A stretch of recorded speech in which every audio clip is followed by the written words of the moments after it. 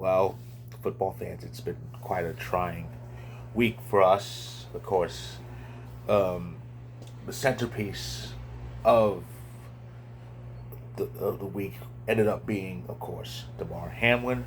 We all saw what happened, and it was shocking. I mean, I didn't know what was happening with him because I was watching two things at once. I wasn't really paying that much attention to the game because, but I saw everyone huddled, and I thought it was like a bad injury.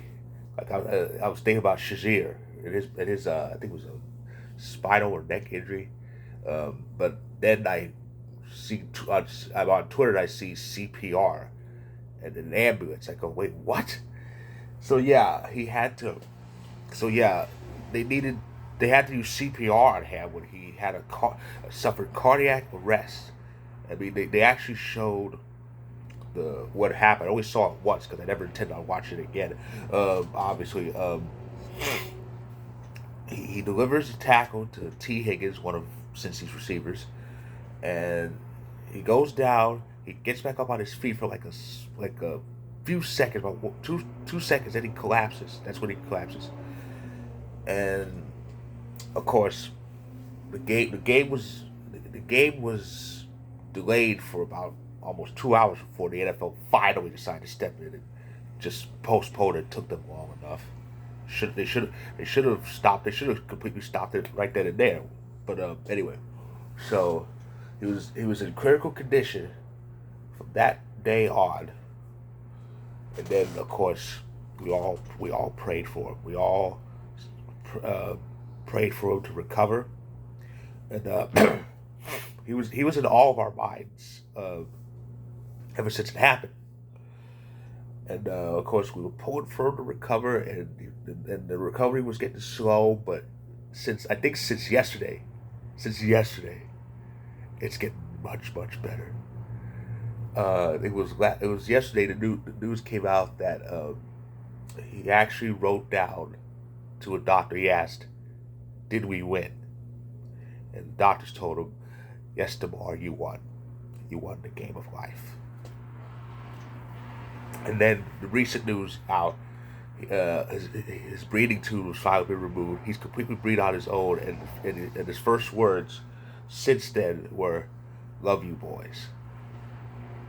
That is the greatest news in this football season. That he's better. He's really improved, and now he's talking on his own, and it was just a great. It's a great. Um, it's a joy. It's an absolute joy that his recovery went so well, and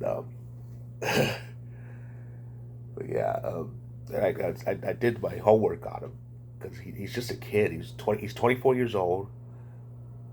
He's from Western Pennsylvania. He's all over Western Pennsylvania. He went to the University of Pittsburgh, played for him. This is his second year in the league, and he didn't get a lot of playing time last year, but he got a lot this year because Micah Hyde was injured. He's been playing a lot. So so yeah, so yeah, he is doing so well, and it's a big joy for me to say that that is the best news. That's the best news of Week 17, and the best news of this NFL season. So now, of course, the very, very, very secondary story in all of this is the game itself, and there were a lot of talk about what they're gonna do with the game because it had been labeled as postponed since late Monday night, but they officially announced last night the game is officially canceled. They will not play it out, which is the right move. So how would that affect us? How would that affect the standings? Because the game was for how's that go? The game was for a seating. Well, actually, not just seating, but important positions uh, in the AFC. For one, the Bills were trying to play for the number one seed, and they were behind the Chiefs, who won against Denver. So they were behind the Chiefs, and of course, had the Bills won, it would have been tied, and that head to head would have still been an advantage for them. Had they lost, then Kansas City would have had the lead by themselves. Uh, Cincinnati was playing for also playing for position. They were still kind of alive for the number one seed, but they were also trying to win the division. They got some help from the Steelers on Sunday Night Football. The Steelers beat Baltimore in that crazy finish that saw Kenny Pickett throw that pass to Najee Harris with less than a minute left. So with Baltimore's loss, Cincinnati only needed a win or a tie to win the AFC North. Actually, as a result of the cancellation, Cincinnati is officially crowned the AFC North champions for the second straight year. But they're not thinking about that, nor should they. And also, Buffalo remains behind in the race for number one seed. So I think let's see, they're supposed to be voting on this today. I don't know if it officially passed or not, but there's supposed to be a number of proposals surrounding what the AFC Championship and should what if Baltimore and Cincinnati play each other in the wildcard round, because they play each other this week, this Sunday, and had Cincinnati actually lost that game would have been for the division, because Baltimore could beat Cincy, finish with the same record, but have the head to head sewed up a serious sweep, and they'd win the division. But that's not the case. So I'll start with this first. They say, I think the proposal is, I don't think it's official quite yet, but the proposal is, if Cincy and Baltimore end up playing each other in the wildcard round, then a coin flip will determine home field, because if Baltimore wins, then an argument could be made that they could have won the division.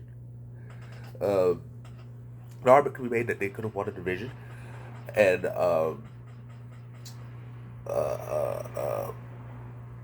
so they want to make things, it's all in the interest of fairness. That's the key word here, fairness. So if it comes to that, it'll only come to that if Baltimore wins. If Cincinnati wins the game, then there'll be, if Cincinnati wins the game or the game ends tied, then there'll be no need for a coin toss. but the main thing, of course, is the AFC Championship. That's the main thing about the whole repercussions as a result of the cancellation, because Buffalo was playing for number one seed, and they had a chance to get it, and an argument could be made that they could have had it had all the games been played. And I think the same could have been said for Cincy too, because the same probably could have been said for Cincy too, especially if Cincinnati wins, because Cincy and Buffalo both beat the Chiefs this season. So I think the obvious proposal is, if KC ends up playing one of those two. If they end up playing one of those two in the conference championship, then they're going to put it on a neutral site. So there'll be no home field.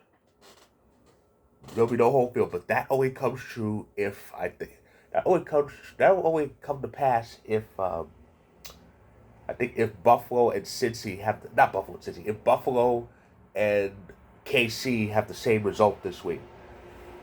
Because Kansas City could actually get the number one seed outright, and with some help, and the whole not coin toss, the whole home field thing won't be an issue.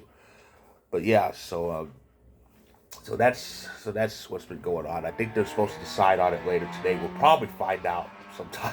Later in the afternoon. But yeah, so it's just great that Damar is doing so well. His improvement is continued. It's been a great, just a great result. I'm just sorry. I'm just at a loss for words. Like I said, he's been on my mind. He's been on my mind for a long, for ever since this happened. So it's just, I'm just happy that he's okay and he's doing so well. Of course, elsewhere in week 17, the Packers continue to improve. A big win against Minnesota, big home win against Minnesota, sets up a very key game for the final week. Washington ended up eliminated as a result of it because Cleveland actually did it. Cleveland beat Washington, and Green Bay's scenario was we needed entry that week. We still needed to win out, but all we needed was Washington to lose, and it happened. It happened. Cleveland actually went into Landover and took out the Commanders. So, and as a result of the Packers win, Washington's out. New Orleans is out too, even though they beat Philly. They beat Philly, so the race of one seed in the NFC is getting kind of tough too. Um, what else? Oh yeah, um, Tampa Bay locked up the NFC South, so that race for mediocrity is over. Carolina's eliminated, and now Tampa's locked in as a number 4 seed, so they don't have anything else to play for. The Giants clinched a playoff spot. They're locked in as a 6 seed, so they're waiting. They're waiting either Minnesota or San Francisco. San Francisco's still alive for number 1 seed because they beat the Raiders.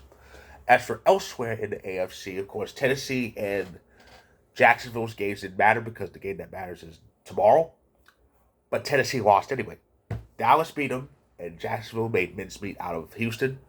The Jets are eliminated after losing again. They lost to Seattle, who was still alive and moved above the playoff line in the NFC. New England won, so they're in the number 7 spot. Um, they're in the number 7 spot. And Pittsburgh's win kept them alive too. So yeah, so there's still quite a bit to decide the final week, though it's not as crazy as last year. Because remember, of course, last year the NFC didn't have much left, but the AFC was all sorts of crazy. Quite a few things happened. Very strange occurrences, and of course, people, the final game that people in Pittsburgh were just were just falling out over because it came close to ending. That game came close to ending tied, and they would have been out if that happened. So yeah, so it's not really as crazy as last year, but there's still a lot to decide, and it's going to be very interesting. So that's my recap of Week 17, and let me get you prepared for the final week. We have the Saturday doubleheader, just like last year. Raiders host the Chiefs, and the AFC South Championship follows. Tennessee, Jacksonville. Other key games. Miami's facing the Jets. Miami's trying to get in. Pittsburgh's hosting the Browns. Pittsburgh's trying to get in.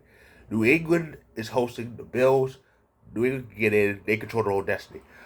Um, elsewhere, the Vikings. Actually, I can't. Well, I say the Vikings play the Bears, but the Vikings can't get the number 1 seed. I must have think of that. But where's oh yeah, the Niners are at home against the Cardinals.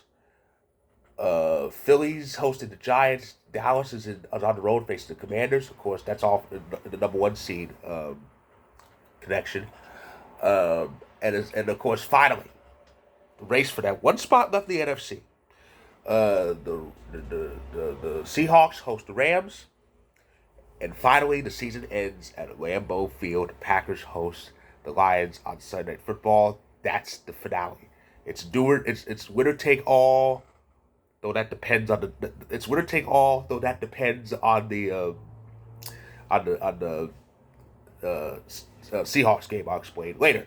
So that's my recap. If you like this video, click the like button, click subscribe if you want more. My stories on Vocal about Week 17, and more importantly about Damar Hamlin. I'll leave in the description below. Check them out if you can. I'll be back very soon to announce the final scenarios. So stay tuned. And I'm so happy that Damar Hamlin's improved and continue to improve. Let's keep praying for him.